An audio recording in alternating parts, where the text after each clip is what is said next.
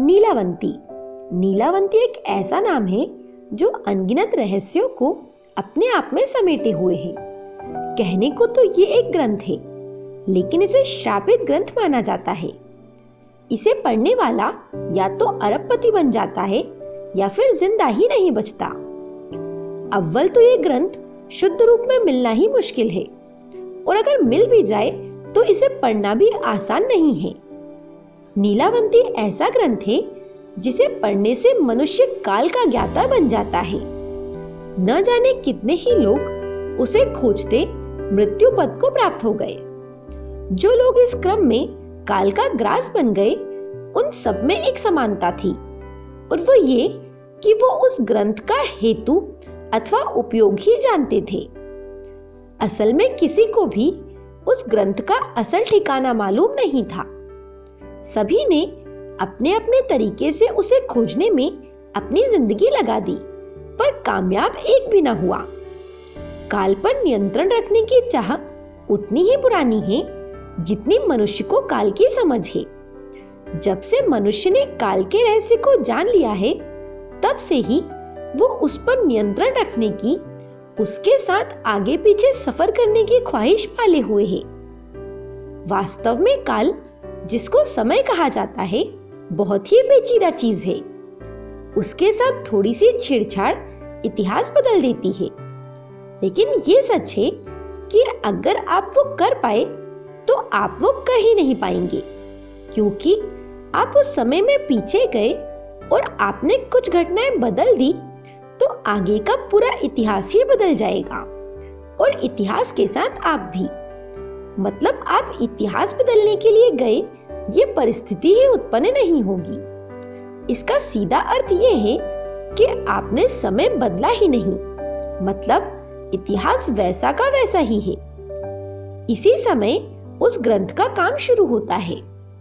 लोग खुद समय बदलने की सोचते हैं, लेकिन ये ग्रंथ पढ़ने वाले को ये ताकत देता है कि वो चाहे जिसके माध्यम से समय को बदलवा सकता है। उसे वो शक्ति प्राप्त होती है जिससे वो दूसरे का इतिहास बदल सके। लेकिन ये सब सुनी सुनाई बातें हैं।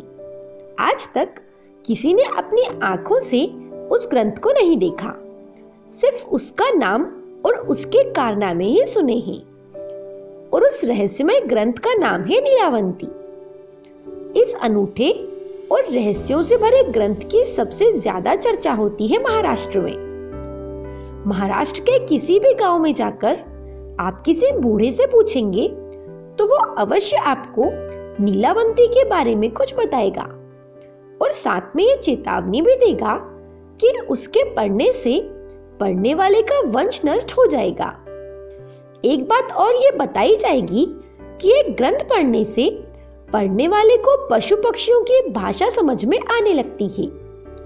नीलावंती ग्रंथ के बारे में नाम से इतनी बातें समझ आती हैं कि इस ग्रंथ में कोई महिला किरदार जरूर रही होगी, और शायद उसी के नाम पर इसका नाम नीलावंती रखा गया।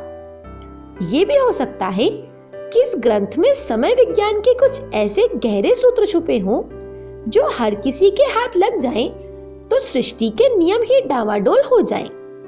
इसीलिए इस ग्रंथ को अज्ञेय बना दिया गया। तांत्रिकों में यह हमेशा से माना जाता रहा है कि पशु पक्षियों का समय मनुष्यों के समय से अलग तरह से चलता है।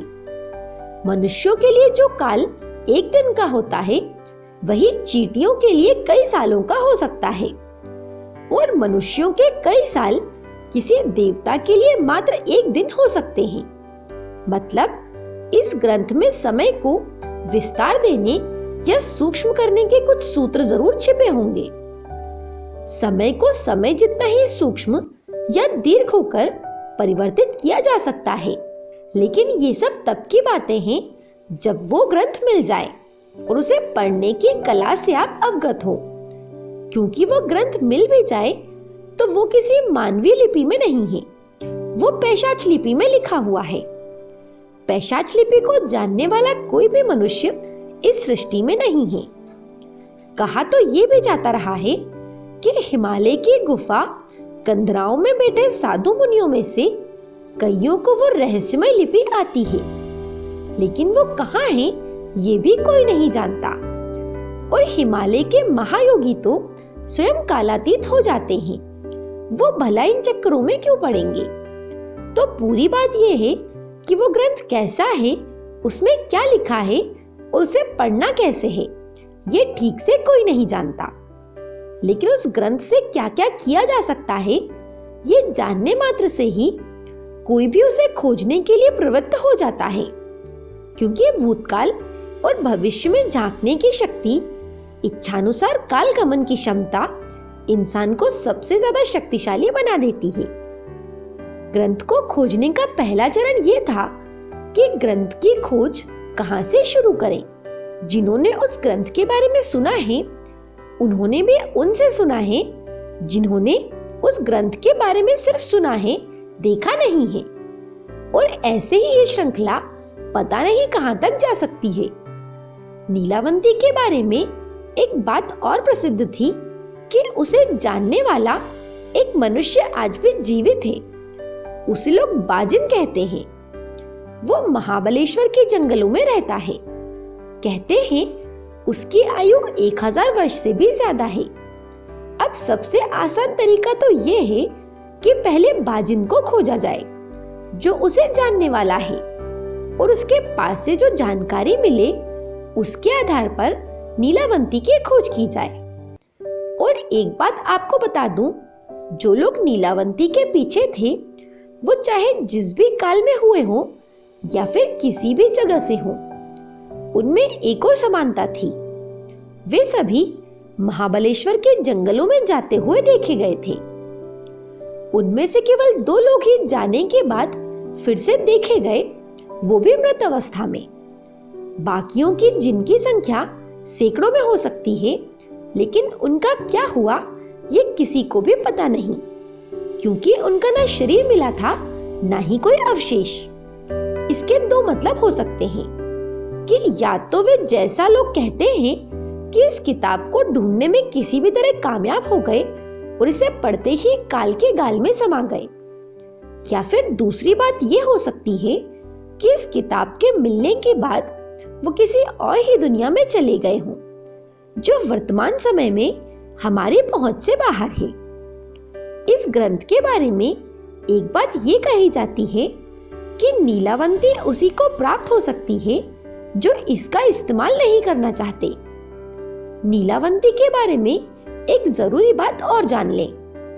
इंटरनेट पर आप सर्च करेंगे तो कई वेबसाइट्स आपको नीलावंती की PDF फाइल डाउनलोड करने का ऑप्शन देने लगेंगी, लेकिन आप ऐसा कुछ भी ना करें। इस ग्रंथ के बारे में कुछ लोग यहाँ तक कहते हैं कि स्वामी विवेकानंद की मृत्यु भी नीलावंती को पढ़ने के बाद ही हुई थी, लेकिन मुझे निजी तौर पर ऐसा नहीं लगता, क्योंकि मेरा मानना है कि अध्यात्म में इतनी शक्ति होती है कि कोई श्रापित ग्रंथ भी उसका कुछ नहीं बिगाड़ सकता। हालांकि सत्य क्या है ये इस विषय में कह पाना बहुत कठिन है। भारत रहस्यों और चमत्कारों की भूमि है और यहाँ कुछ भी संभव हो सकता है। हो सकता है नीलावंती के रहस्य से जल्द ही पर्दा उठे और इसकी सच्चाई सभी के सामने आ जाए। आप नीलावंती के बारे में क्या सोचते हैं, मुझे कमेंट करके जरूर बताएं। मेरे साथ बने रहने के लिए आप सभी का धन्यवाद।